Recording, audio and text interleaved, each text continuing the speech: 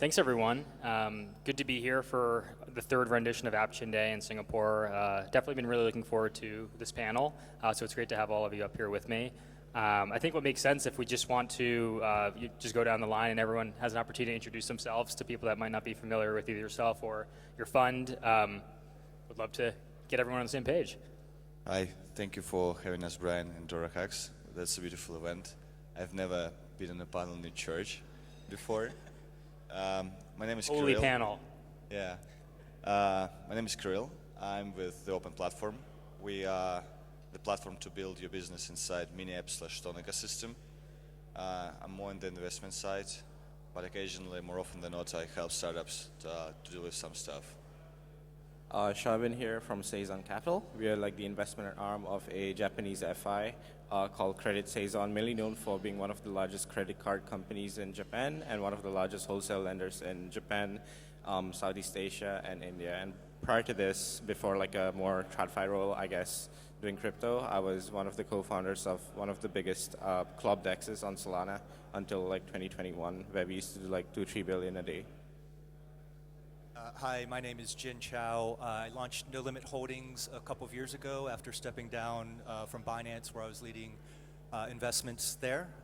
We raised and deployed our first fund over the last couple of years and just launched our second fund. Hey everyone, my name is Rishin. I'm an investor over at CoinFund.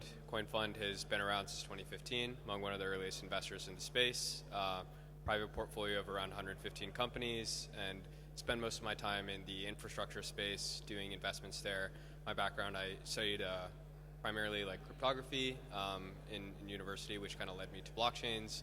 And yeah, we've kind of been investors across the space, especially in Appchains as of late. So looking forward to the discussion. Yeah, thanks everyone.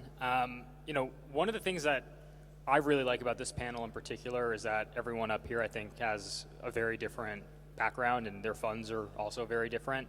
So hopefully we can have some good discourse.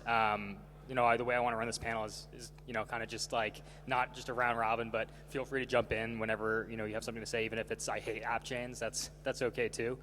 But I think one of the ways I want to start off is maybe like your definition of an app chain, you know, from an investment perspective, because I think people view them differently. So it might be a great way to get the audience more in, like, aware of the way your fund kind of views this sector in crypto.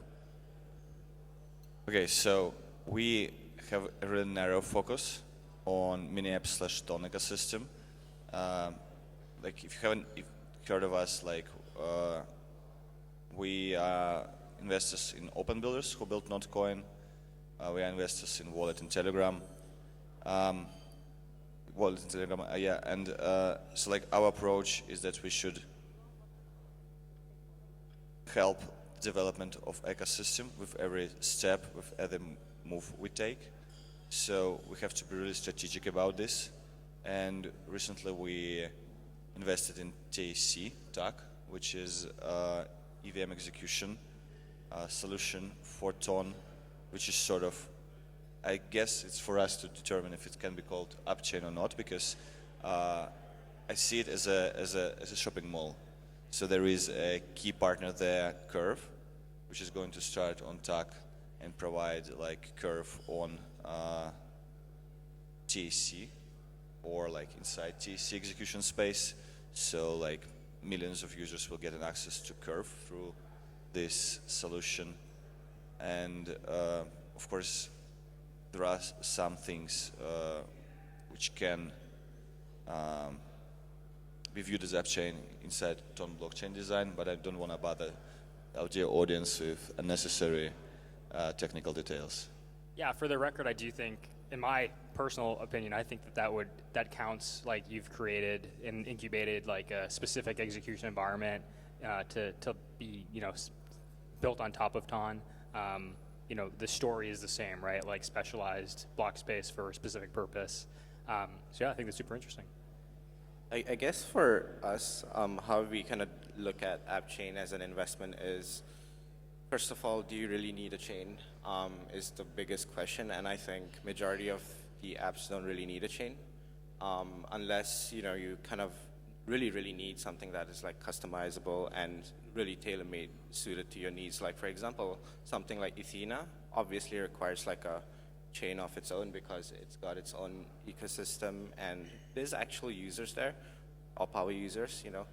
And then, however, when you look at other things like maybe DYDX, for example, do they really need a Cosmos chain? In my opinion, I don't think so. Because you just need like something, a high throughput chain. Like I think Serum on Solana was like a pretty great example back in the day when they used to do like 60,000 TPS all the time. And you had like a lot of like the TradFi guys trade on it. And that was possible despite not having the own chain. Obviously you do have issues of, you know, spiking up the gas for everyone. But that's when like high throughput kind of helps a bit. And then Solana now has like priority fees as well. So that kind of changes the whole landscape and it does not make things more expensive for everyone.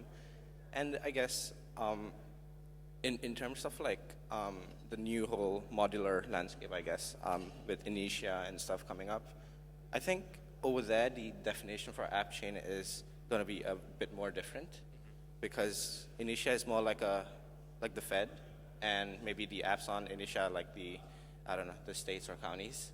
So those kind of architectures maybe make sense, but in the traditional sense, like maybe building on top of, I don't know, like Ton or Ethereum, I don't know, it doesn't make sense because it's just that the chain itself is not really that you know, smooth or even efficient at some points. Like so like you need your base and foundations to be solid at first before you consider any architecture. Yeah, I would agree with your characteristics on how you would view the app chain. So I wouldn't add to the definition of app chain, but from an investment perspective, and this is a bit general, but I would say you would just keep asking why is it needed. So you don't want the tail to wag the dog. So if it's not providing some meaningful value to the end user or the performance of the product that you're building, then the question is, well, is there a particular business model reason for having that? And if not, there's no need to build infrastructure for infrastructure's sake. So from a first principles standpoint, I wouldn't have an app chain thesis. I would have a what's the purpose thesis, and then if there's a good reason to have an app chain when you're asking why, then that's fine. I think really turning it on its head, fundamentally what we've seen is block space is largely commoditizable. If you look at all the scaling solutions that exist today, if you look at like whether that's layer 2s or layer 3s, you know, you can create some sort of nuance through different programming execution forms and stuff like that, but we're ultimately seeing a convergence of that across the board, where WASM-based approaches now apply, SVM-based approaches now apply in Ethereum, and backwards compatible, the same thing you're seeing as well. So what are we seeing from like the infrastructure layers today? There's a real competition for people to bring in community, to bring in users, and to have fundamental applications that are driving value in whatever use case that they have. And I think what's really contributed to the proliferation of a lot of app chains over the past like 2 years has been, one thing is proven out in crypto is there's fundamental value in being able to create and run your own protocol. And that's why we've seen a lot of these large communities, say Story most recently, as opposed to going a layer 2 route or joining an existing ecosystem, setting out and just doing this themselves. And so like when I'm evaluating like what is an app chain, what could be valuable here, the question I think you really laid out pretty well. It's like what added value are you bringing? What is net new about the community? Because yeah, infrastructure for the sake of infrastructure is definitely fatiguing in crypto more broadly. Yeah, I think Jin, you mentioned a very important point related to the Appchain thesis, which is making sure to keep analysis related to like starting at first principles. So I would love to dive in a little bit deeper actually on what you said and maybe open it up to the group as well, where when you're doing that, like what are actually the key factors that you're evaluating as an investor, determining whether or not a new app chain that's raising or a new project that wants to deploy as an app chain is viable or has a venture return profile or you think can be successful. Are these things you're looking at, are they different from other types of more general purpose infrastructure, or are they different from just a standalone dApp on a L1? Would love to learn a little bit more about what are actually the key factors that make an app chain viable? Okay, sure. So one thing I would say as an industry is our nomenclature isn't great, because if an app chain becomes big enough and you have multiple apps that then are attracted to its particular capabilities, you can rename it in L1 and et cetera, et cetera. So I would just stick with the fundamental purpose again. So at the end of the day, it's looking at the same thing that you would look as an investor into anything. It doesn't have to be crypto, it doesn't have to be Web 2, it could be just some industrial thing, but is the ultimate TAM large enough to justify building a whole other piece of infrastructure? So what are the advantages today? So today, you could say, if the application you're building is going to have immediate traction, immediate product market fit, and then in the future, it's the app chain you're building will accommodate all the additional features, launches, et cetera, that you'll need to maintain that, then you have at least a base case for that. If you're building something that will have, or actually that's generally future product market fit. If you have immediate product market fit that's niche and that you can attract users immediately with an existing chain, but then eventually you're going to have to move away from that to maintain users, that would be a cost-benefit analysis. As an investor, you'd say, okay, well, what resources do you need today to build that out versus tomorrow, and then do you just front-load that, raise more capital now, build today? So kind of speaking a little bit in circles here, but from a first principles standpoint, you need to stick with what ultimately are you trying to provide to somebody that's faster, cheaper, more convenient. I mean, these are the value levers, and that's not unique to crypto. There's no new business model being created here. If someone's going to pay for something, it's because it's faster, cheaper, more convenient, or it's just easier to use in general. So, yeah. Yeah. Anything for the rest of the group as well, related to like key factors that make an app chain successful, or maybe even not successful? Do you repeat? Sorry. So yeah, thanks, Jen. And so what I'm asking is, are there any other key factors that lead to app chain success versus, unsuccess? I think if someone really wants to make their own app chain successful, maybe they should not start off as an app chain. Maybe they should start off as an app, and basically, kind of rely on a broader overall community support from a larger layer one, like for example, Solana, ETH, etc., whatever, right? And I think after they kind of manage to find at least like a bit of PMF, I think in crypto, having 10% PMF is like already good enough, I think, considering majority are kind of near zero right now. And once they kind of manage to find the PMF and they start attracting liquidity about 3 billion plus in USD or something, I think that's when you can maybe consider or start to think about doing your own app chain. And yeah, and then at the same time, you got to figure out like the whole UX thing for like your users. Are they going to be really pissed off if they have to go through wire, I don't know, like a different MetaMask bridging or everything. So like that's another whole issue to talk about. But in general, I think, things like Aave, it's a no-brainer. It's just like a surprise why they haven't bridged out to be their own app chain like 4 or 5 years ago. 3-4 years ago at least, because they kind of need their own space, and they're obviously like kind of innovating with different products all the time.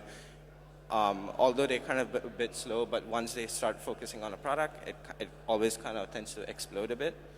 And then with Hyperliquid, I guess, is a unique, club that may need their own app chain, because a lot of the things that they're doing is uniquely, entirely different from pretty much most of any other clubs out there. And at the same time, they managed to find their power users to integrate with any other blockchains as well, like on ETH or even Solana right now, that's in the roadmap right now. And I think that's what really matters, right? Also focusing on the UX side, and make sure you don't lose your customer base after you do your own app chain. I think Sharvin brought up a really important point in that 4 or 5 years ago, when you created an app chain, the trade-off that you were taking was fundamentally on interoperability, because a lot of the bridging infrastructure that exists today and kind of like cross-chain finality was not as possible. And the trade-off that you're taking when you build an app chain is you're fragmenting users, liquidity, and applications, right? And like what layer ones and layer two ecosystems provide is a network effect among all the applications and all the users and all the liquidity that basically the N+1 app developer can tap into. And what's important when we're looking at a lot of these projects is making sure that they're interoperable with a lot of the most relevant programming languages, application types, smart contracting languages, and are supported by the pieces of infrastructure that kind of bridge that gap that, yeah, over the past 3-4 years have improved quite a bit. So, yeah. Yeah, do you think, like, given some of the improvements in interoperability of app chains, as you just mentioned, do you think that if you want, like, do you think it makes more sense for existing projects with community, with users, with liquidity to transition to an app chain? Do you think that's the only way it really makes sense? Or do you think there's room for app chain first to still, like, to be a viable go-to-market for some brand new protocols as well? Well, why do people want to build their own protocols? It's because there's value in doing that. Because if you're signing up to be a layer 2 today, you're giving up your sequencing rights. And that's a very profitable business model for users that are able to create enough demand for transactions. And so that's the reason why, like, a lot of people today are going towards the L1 route, and that's why a lot of new projects are doing that, and that's why a lot of projects that might have been building on top of the infrastructure stack, like DYDX is another instance of this, have kind of like spun out to their own layer, because like fundamentally, like being able to operate and control your own protocol is a business model in itself. And so I think that, yeah, the applications that are able to do this are going to do this. And like I think like Kirill will have a lot better insights into it, but Telegram, instead of building EVM first and developing on top of their own layer 1, is a great example of this. When you have like hundreds of millions of users, why necessarily port over to another stack when you can develop your own? Curious on your thoughts on that, honestly. Yeah, thank you for passing that. We had this moment when we were considering like building a work chain, because Ton is a modular, like composable blockchain which on its white paper suggests that there is capacity to launch work chains. But as far as I know, like core team doesn't plan to support them just yet, because the reason is like we are not there in terms of unlocking the full potential of TVM yet.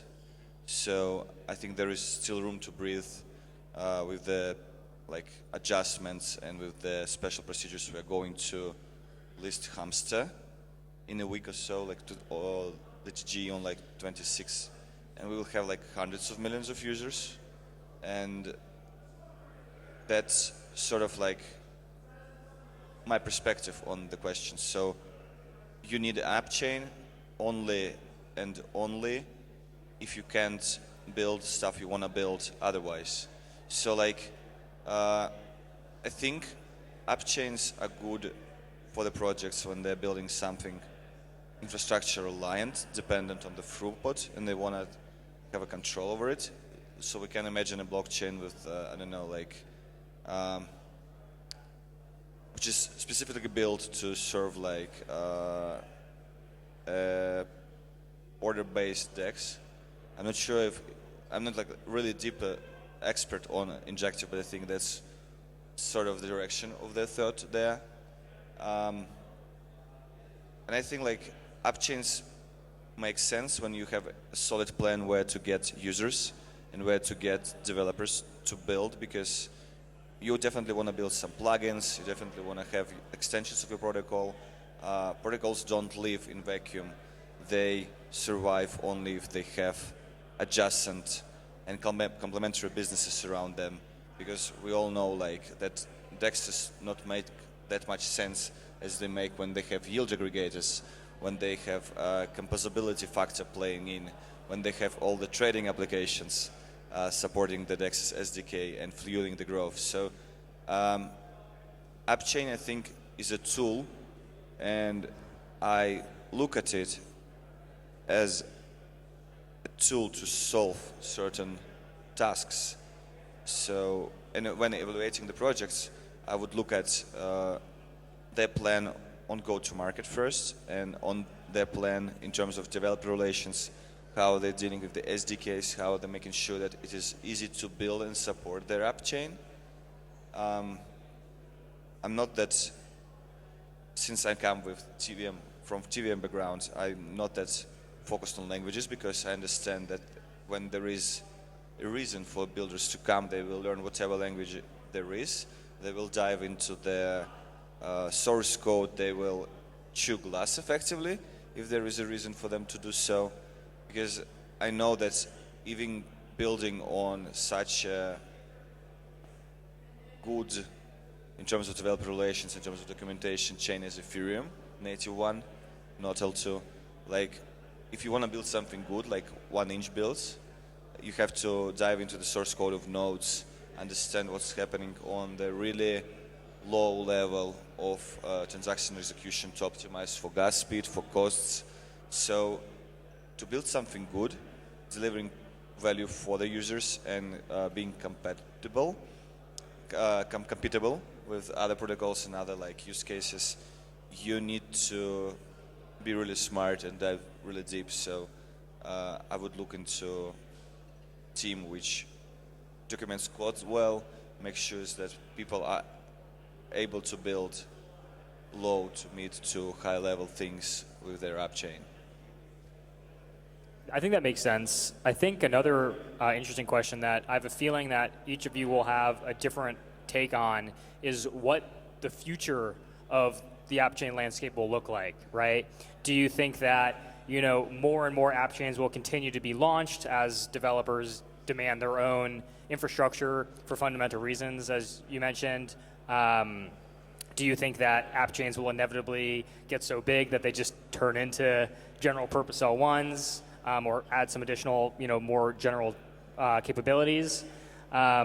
Or do you think it's something else, right? Like I mentioned this at the beginning of Appchain Day, but there's even like outlier cases like Helium, right? Which started as an app chain, then abandoned their own app chain to launch an app on an L1 Solana, and then just recently announced, hey, actually, no, we're gonna become like a network extension L2 on Solana and reclaim some of their, you know, sovereignty that they gave up earlier.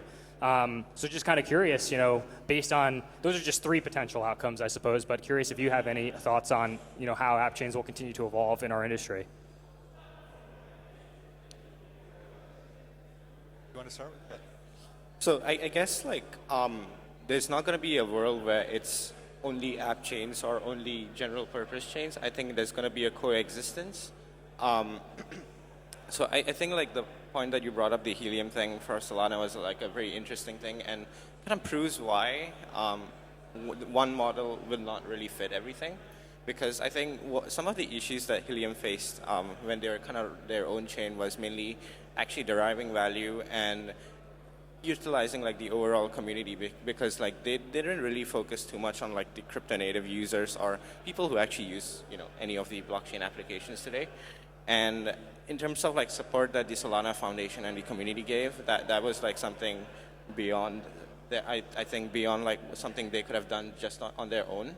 And I think the other thing is like I was reading like a couple of stuff like 2 months ago about how every single app is going to be a roll-up or something like that. And I think that's a very dangerous direction to go to, because if anyone looks at the EIP 4488, it talks about why there's going to be like only additional 200 TPS added across every rollup. And if you really think about it, if you like get every single app as a rollup, like I don't know, 90,000 divided by 200 like as a TPS, like that's really, really bad. And I think would eventually end up like maybe cannibalizing our industry. So like no, I say no to rollups all the time on EVM. That being said, like to the first point I mentioned is it kind of matters what kind of infra you're building on top of. So the kind of infra that we are focusing on personally right now is mainly SVM and MoveVM right now, simply because what people just need something cheap and fast and easy to use, like something my grandma can use. And we don't need like a lot of this circle jerking around with EVMs and all this technological stuff. And I guess like in the next year, we will definitely see a lot more app chains coming out. It's just like a history repeating itself, like similar to how Polkadot and Cosmos did it. But obviously that didn't work out well. But I think we need to like take a minute and kind of look back on the history and see what we can learn from it. I think I have a sort of a pessimistic view and an optimistic view on those two, and they're pretty extreme. So one would be if the industry is much more profit-seeking and maybe cutthroat as it develops, it borrows a lot of lessons from the early days of the internet, where you have a lot of different operating systems that have ultimately merged to a couple dominant ones that applications sit on, and that works for the centralized entities that issue those. The optimistic view is that in our industry, we'll find structures that keep costs order of magnitudes low enough that it will allow for profitable and viable app chains across very, very specialized areas. So would there be tens of thousands of app chains? Perhaps not, but in that like orders of magnitude more than what we would see in the traditional world if the costs and distribution of those costs are go in the direction that I think as an industry we hope they do. But there's obviously a lot of external factors that will come into play. I think what this really lends to is whether or not you kind of like buy into the modular blockchain thesis, right? That like different elements and points of infrastructure are basically going to become cut and paste, such that application developers are able to select without with as few trade-offs as possible, whether that's like users or programming languages or liquidity, where they basically want to build their environments. And as that infrastructure, data availability, interoperability, those kind of things continue to get solved, it really lends way to the creation and like the ease of like app chains to continue to be proliferated, because at the end of the day, like block space really is commoditizable. Like RAS providers like today are able to like at pretty minimal cost be able to support any user that wants to roll up their own chain. It fundamentally comes down to like whether whatever vision is behind your app chain is something compelling enough to actually build a product, user base, community behind. So as many of those people exist, will be as many app chains exist in the future. I think we are on time to wrap it up. So I agree with gentlemen here. But coming from like mini app / ton ecosystem, I think what is important is to remember that users, mass adoption users, we all want to see now, because I think we are mature enough as an industry to focus mass adoption users. I think they don't understand what the app chain is, and they don't care, because all they care about is it fast, is it safe, is it cheap, and they will just follow whatever instructions, whatever tutorials, whatever apps teach them. And this is all like for professionals to discuss on beautiful panels such as ours. And users won't care much about whether it's L2, L3, L25 or like 69. All they care about is a great product, and if product requires Appchain, then well, of course, we as VCs should invest in it to support the vision of founders. Founders should choose this path to suit the needs of the market, and ultimately, market solves it. This question for ourselves. Yeah, I think that's all very fair points, and I think we have time for maybe one quick lightning round before our panel's over.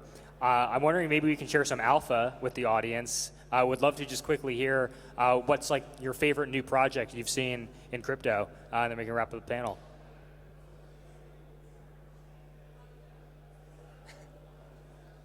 Favorite new project that we've seen? Favorite new project, yeah, some alpha for the audience. Wow, how new is new? Can I talk about a favorite project in our portfolio? Chill us your bags, man. Maybe something you wish was in your portfolio. No, it could be anything. Well, there was a mention of Athena earlier, which is a fantastic use of an app chain right now. And I also agree with you, the costs of issuing an app chain are such that there can be millions of them, but from an investable and ROI return, again, it comes down to how broadly used a particular app and application, app chain and application on top of that will be used, as well as the actual value creation. So you can have a lot of use with a little value creation, or you can have a lot of value creation with niche uses. So that kind of goes to how many app chains. Now, back to portfolio. I'm just going to mention those last 2 years new. Sure. It would be Grass Protocol, which is coming out of Wind Labs, which is a data provenance deep-in play, I guess, is how it would be categorized today. I guess for me, as you can probably tell, Athena is one of my favorite projects out here. And there's like, in terms of alpha for Athena, so they're going to be like doing quite a bit of business with like some TradFi non-banking lending institutions. So where Athena's assets will be used as like a collateral, and then mainly just for capital efficiencies, while the entities kind of lend out to different small businesses. So I think that's like a pretty great use case of bringing crypto even outside of like the same old DeFi game, and kind of use it for more social impact use cases as well.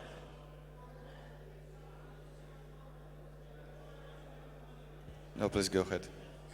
I think that for me, like in the infrastructure stack, a lot of what has been solved for today in scalability has been pretty evident. What's really interesting for me these days is like looking at the layer 1 protocol sequencing rights kind of issues, and how to solve for MEV, which continues to be like a really like sticky issue in terms of actually bringing on like real fundamental use cases if this continues to be a problem. So a lot of what's happening in the pre-confirmation space to kind of like enable transaction finality, there's really interesting research that a lot of teams are doing around this. Isra, you had mentioned, is one of them. Chainbound, Primev, there's a couple of others as well, but will be something to watch for sure. I'm looking for projects which capitalize on attention points projects, which are plenty in Ton/mini apps ecosystem. And like I look into projects which integrate some SDKs into those, such as Bloom Mempad or Big Palm platform. So I think there is a lot for us inside the ecosystem to do about the current state of the audience of the market. Awesome. All right, well, thank you all so much for taking the time to join the panel today. Thank you for moderating us such brilliantly, Brian. Of course, yeah, and thanks to the audience. Hopefully you guys got something out of the investment panel as well. But that's a wrap. Thanks, everyone, and Thank you. We'll continue on with the programming.